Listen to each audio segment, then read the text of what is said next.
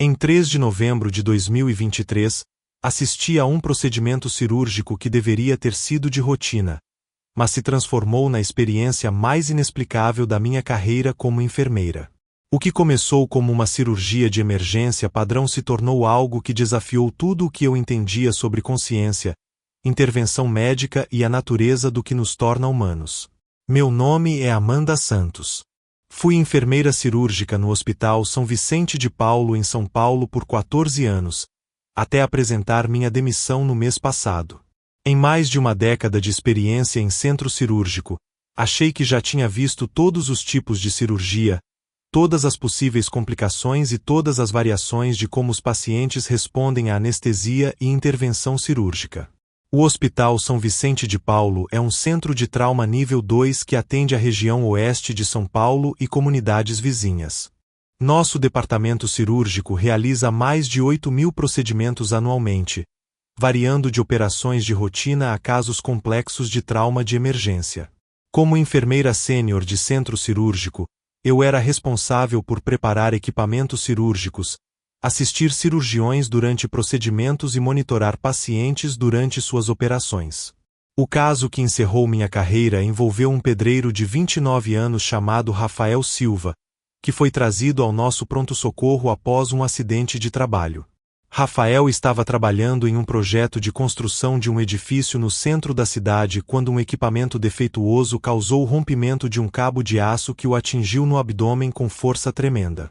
Os paramédicos relataram que Rafael estava consciente e alerta no local do acidente, mas quando chegou ao São Vicente de Paulo, havia perdido quantidades significativas de sangue e mostrava sinais de lesões internas graves. A equipe de trauma o levou imediatamente para a sala 4 para cirurgia exploratória de emergência. A doutora Carla Mendes, nossa cirurgiã-chefe de trauma, foi escalada para realizar a operação. Eu havia trabalhado com a doutora Mendes em centenas de casos ao longo dos anos, e ela era conhecida por sua habilidade em lidar com as situações de trauma mais complexas. A equipe cirúrgica também incluía a doutora Ana Costa, nossa anestesiologista, Dr. Lucas Ferreira, um residente cirúrgico, e Juliana Oliveira, uma enfermeira mais nova que estava no hospital há cerca de 2 anos. Aquela sexta-feira à tarde de novembro começou como qualquer outro plantão. Cheguei ao trabalho às 7 horas e passei a manhã me preparando para cirurgias programadas e lidando com casos de rotina. A cirurgia de emergência do Rafael foi chamada às 14h15, nos dando tempo suficiente para preparar a sala 4 e montar o equipamento necessário para reparo de trauma abdominal maior. Rafael chegou à sala 4 às 14h45, consciente, mas com dor óbvia. Apesar de seus ferimentos, estava alerta e conseguia se comunicar claramente com a equipe cirúrgica. Isso era encorajador, pois pacientes com trauma interno grave frequentemente perdem a consciência devido à perda de sangue e choque. Como você está se sentindo, Rafael? Perguntei enquanto transferíamos para a mesa de operação. Já estive melhor, ele respondeu com um sorriso fraco. Mas estou pronto para consertar isso para poder voltar ao trabalho. Os sinais vitais do Rafael eram preocupantes, mas estáveis. Sua pressão arterial estava baixa, mas não criticamente, e sua frequência cardíaca estava elevada como esperado com perda de sangue. A DRA. Costa começou o processo de anestesia enquanto a doutora Mendes e eu preparávamos o local cirúrgico. Amanda, vamos preparar 2 unidades de sangue negativo para transfusão, instruiu a doutora Mendes. Vamos precisar nos mover rapidamente assim que virmos o que estamos enfrentando lá dentro. Quando a doutora Costa administrou os agentes anestésicos, Rafael permaneceu consciente por mais tempo que o normal. A maioria dos pacientes perde a consciência dentro de 30 a 60 segundos após receber anestesia, mas Rafael continuou falando coerentemente por quase 3 minutos. DRA. Costa, há algum problema com a anestesia? Perguntou a doutora Mendes. Não, tudo está normal. Alguns pacientes apenas metabolizam os medicamentos de forma diferente. Ele deve desmaiar em mais 1 ou 2 minutos. Mas Rafael continuou consciente e alerta, mesmo quando a doutora Costa aumentou a dosagem anestésica para níveis que deveriam tê-lo deixado completamente inconsciente. Isso é incomum, admitiu a doutora Costa após 5 minutos tentando alcançar anestesia adequada. Ele recebeu mais que medicação suficiente para estar inconsciente, mas ainda está responsivo. Rafael não apenas permaneceu consciente apesar de receber doses massivas de agentes anestésicos, mas parecia se tornar mais alerta e coerente conforme os medicamentos eram aumentados. Mendes, posso sentir tudo o que vocês estão fazendo, disse Rafael calmamente enquanto a doutora Mendes começava a se preparar para fazer a incisão inicial. Mas não dói. É como se eu estivesse observando de fora do meu corpo. Isso era medicamente impossível. A quantidade de anestesia que Rafael havia recebido deveria tê-lo deixado completamente inconsciente, incapaz de falar ou responder à estimulação. Em vez disso, ele estava mantendo uma conversa normal enquanto supostamente sob anestesia cirúrgica profunda. Rafael, você não deveria conseguir falar agora, disse a doutora Costa, claramente intrigada por sua consciência contínua. Deixe-me tentar uma abordagem diferente. Ela administrou medicamentos adicionais através da linha quarta do Rafael, incluindo sedativos poderosos que deveriam tê-lo deixado inconsciente em segundos. Os sinais vitais do Rafael permaneceram estáveis, mas ele continuou totalmente alerta e responsivo. Eu sei que isso é estranho, doutora Costa, mas posso ver todos os monitores e equipamentos daqui de cima, disse Rafael, olhando diretamente para a anestesiologista. Minha pressão arterial é 95/60. Minha frequência cardíaca é 118. E minha saturação de oxigênio é 97%. Verifiquei os monitores que ele estava referenciando. Suas leituras estavam exatamente corretas até a casa decimal. Rafael, como você pode ver os monitores de onde está deitado? Perguntei. Os monitores estavam posicionados atrás de sua cabeça e ao lado, completamente fora de sua linha de visão. Não estou olhando do meu corpo, senhorita Santos. Estou olhando lá de cima, disse ele, gesticulando vagamente em direção ao teto. Posso ver todos vocês trabalhando e posso me ver deitado na mesa. A DRA. Mendes enfrentava uma situação sem precedentes. Rafael estava claramente consciente e ciente, mas seus sinais vitais indicavam que estava adequadamente anestesiado do ponto de vista fisiológico. Rafael, preciso perguntar algo importante, disse a doutora Mendes. Você está nos dizendo que não consegue sentir dor mesmo estando consciente. Isso mesmo, doutora Mendes. Posso ver tudo o que está acontecendo, mas não sinto nenhum desconforto.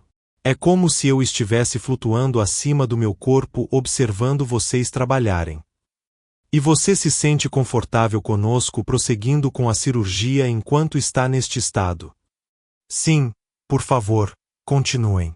Posso ver o sangramento interno e sei que vocês precisam consertá-lo rapidamente. Esta resposta foi profundamente perturbadora. Rafael afirmava ser capaz de ver ferimentos internos que não seriam visíveis até que a doutora Mendes fizesse as incisões cirúrgicas e explorasse sua cavidade abdominal. A DRA. Mendes fez a incisão inicial no abdômen do Rafael às 15h20. Durante todo o procedimento, Rafael continuou fornecendo comentários sobre o que observava, descrevendo etapas cirúrgicas e achados anatomicos com precisão notável. Quando a doutora Mendes abriu a cavidade abdominal do Rafael, descobriu ferimentos internos extensos.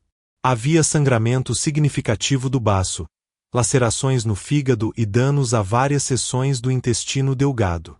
Mas as descrições do Rafael sobre seus ferimentos haviam sido completamente precisas antes mesmo da doutora Mendes fazer a primeira incisão. Mendes, vocês vão encontrar o pior sangramento no polo inferior do meu baço, disse Rafael calmamente enquanto a cirurgiã examinava seus ferimentos. Também há uma laceração hepática grau 2 cerca de 3 centímetros do ligamento falciforme e 2 perfurações no meu jejuno com aproximadamente 20 centímetros de distância. A DRA.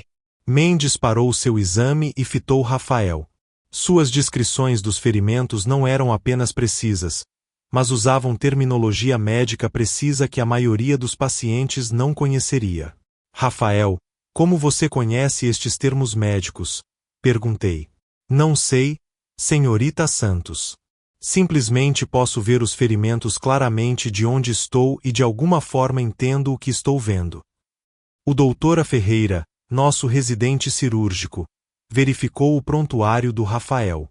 De acordo com suas informações de admissão, Rafael tinha ensino médio e trabalhava na construção civil. Nenhum histórico ou treinamento médico listado. Conforme a cirurgia progredia, o conhecimento impossível do Rafael tornou-se ainda mais aparente. Ele previu corretamente cada achado anatômico antes da doutora Mendes encontrá-lo, forneceu avaliações precisas de viabilidade dos tecidos e até sugeriu modificações nas técnicas cirúrgicas que se mostraram úteis. DRA. Mendes, se a senhora abordar o hilo esplênico de um ângulo ligeiramente mais lateral, terá melhor acesso aos vasos sangrantes evitando a cauda do pâncreas, sugeriu Rafael. A doutora Mendes pausou seu trabalho e me olhou com uma expressão de total perplexidade. A sugestão do Rafael não era apenas medicamente sólida, mas demonstrava compreensão de anatomia cirúrgica complexa que normalmente exigiria anos de educação médica. Rafael, preciso perguntar uma coisa, disse a doutora Mendes enquanto trabalhava para reparar suas perfurações intestinais. Você já observou procedimentos cirúrgicos antes? Nunca DRA. Mendes. Nunca estive em um hospital antes de hoje, exceto quando minha filha nasceu há 3 anos. Então, como você sabe tanto sobre anatomia cirúrgica e técnica? Honestamente, não sei. É como se a informação estivesse simplesmente disponível para mim enquanto estou neste estado. Posso ver não apenas o que vocês estão fazendo, mas por que estão fazendo e como isso afeta os tecidos. Rafael passou a demonstrar conhecimento que se estendia além da anatomia básica. Ele entendia a farmacologia dos medicamentos que a doutora Costa estava administrando, previu como seus tecidos responderiam a diferentes técnicas cirúrgicas e até forneceu insights sobre seleção ideal de suturas para diferentes tipos de reparo tecidual. Senhorita Santos, a doutora Mendes deveria usar Vicryl 3.0 para a anastomose intestinal, mas Seda 2.0 seria melhor para o reparo da cápsula esplênica devido à friabilidade do tecido, disse Rafael. Enquanto preparava suturas para a próxima fase do procedimento, olhei para a doutora Mendes, que concordou com as recomendações do Rafael.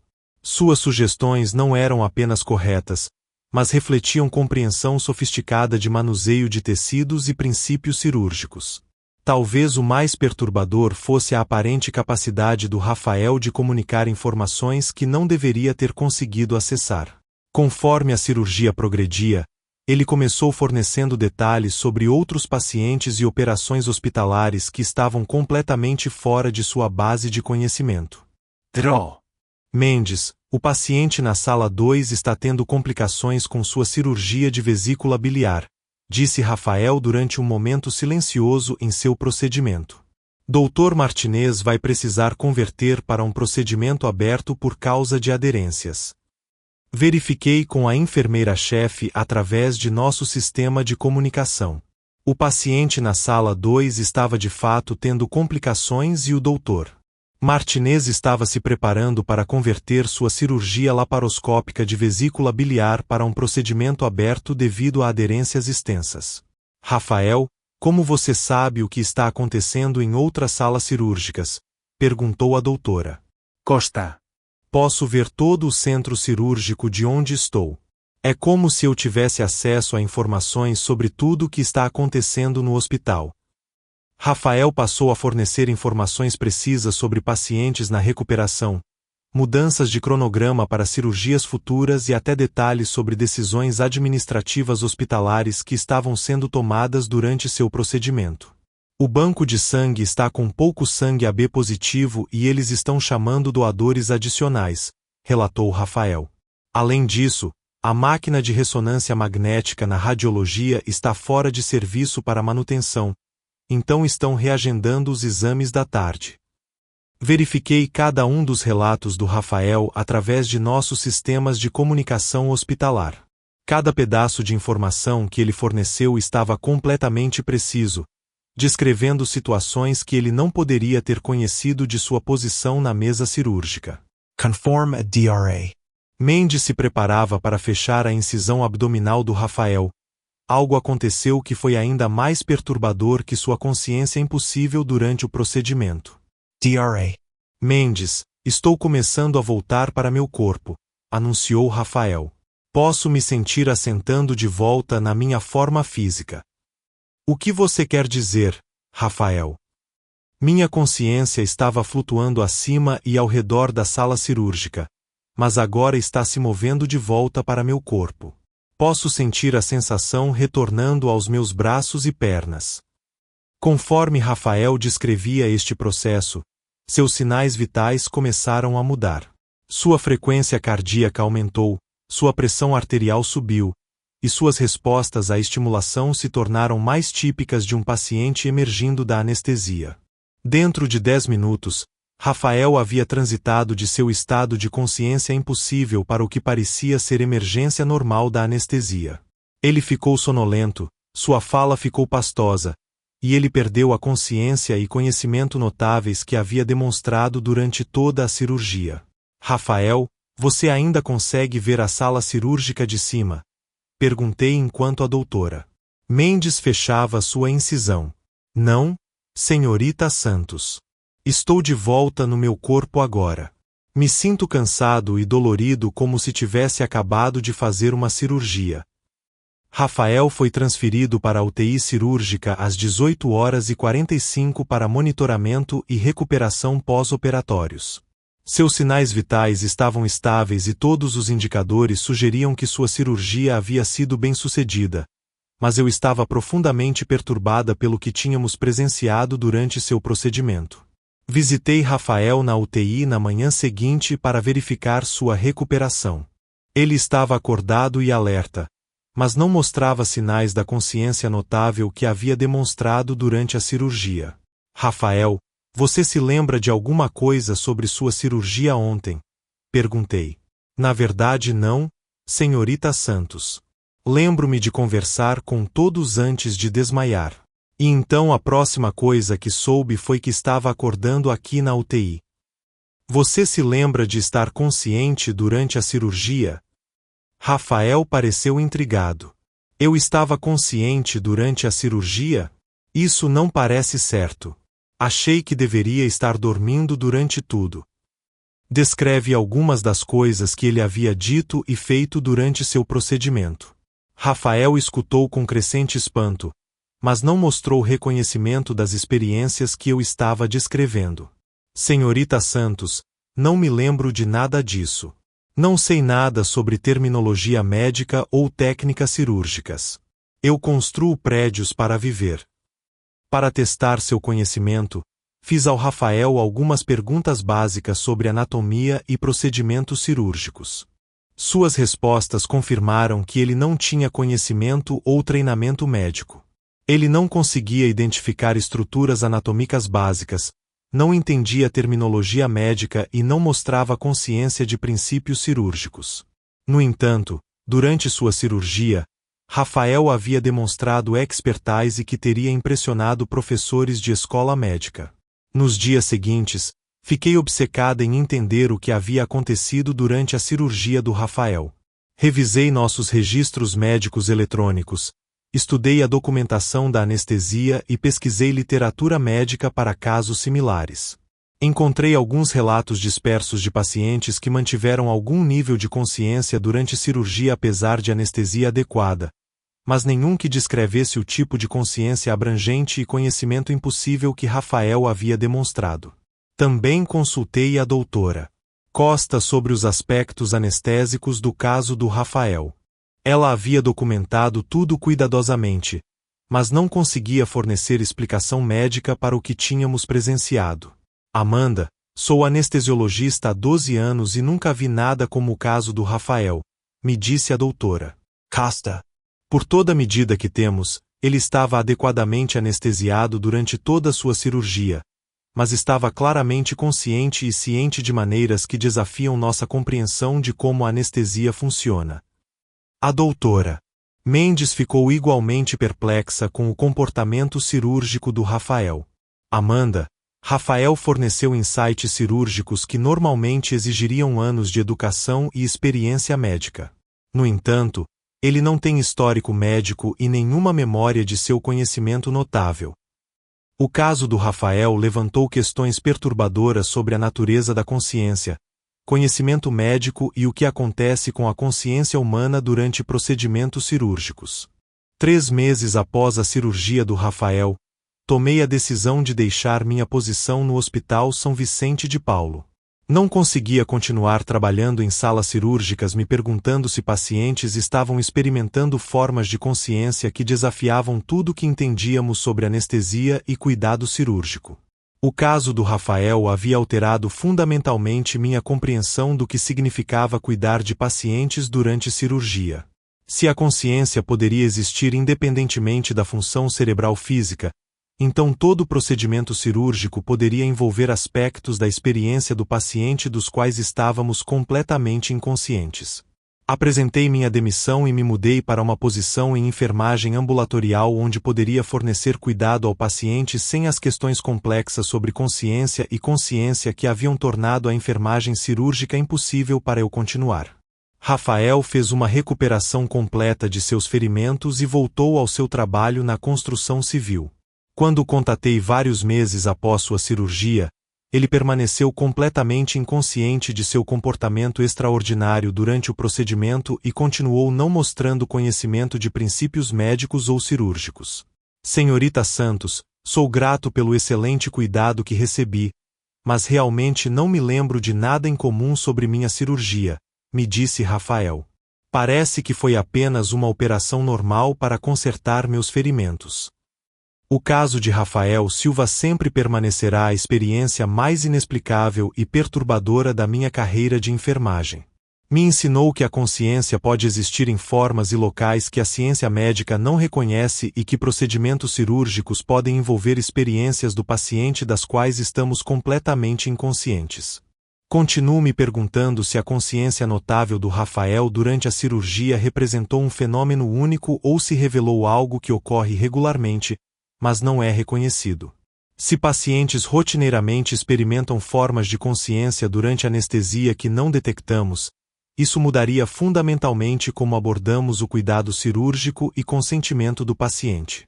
O mais assombrador é a possibilidade de que a consciência do Rafael tenha verdadeiramente se separado de seu corpo físico durante a cirurgia, permitindo-lhe observar não apenas seu próprio procedimento, mas operações hospitalares em toda a instalação. Se a consciência pode existir independentemente da função cerebral física, então tudo o que pensamos que sabemos sobre a natureza da consciência, intervenção médica e o que significa ser humano pode estar baseado em compreensão incompleta. Durmo melhor agora em minha posição de enfermagem ambulatorial, cuidando de pacientes que não requerem as intervenções cirúrgicas complexas que definiram minha carreira em centro cirúrgico. Mas ainda me pergunto sobre as dezenas de procedimentos cirúrgicos que acontecem todos os dias, e se eles envolvem formas de consciência e consciência do paciente que permanecem completamente não reconhecidas pelas equipes médicas. A consciência impossível que presenciei naquele dia de novembro ainda me assombra. Não pelo que significou para o caso específico do Rafael, mas pelo que sugeriu sobre a natureza da consciência humana e a possibilidade de que a consciência possa transcender limitações físicas de maneiras que a medicina ainda não compreende ou reconhece.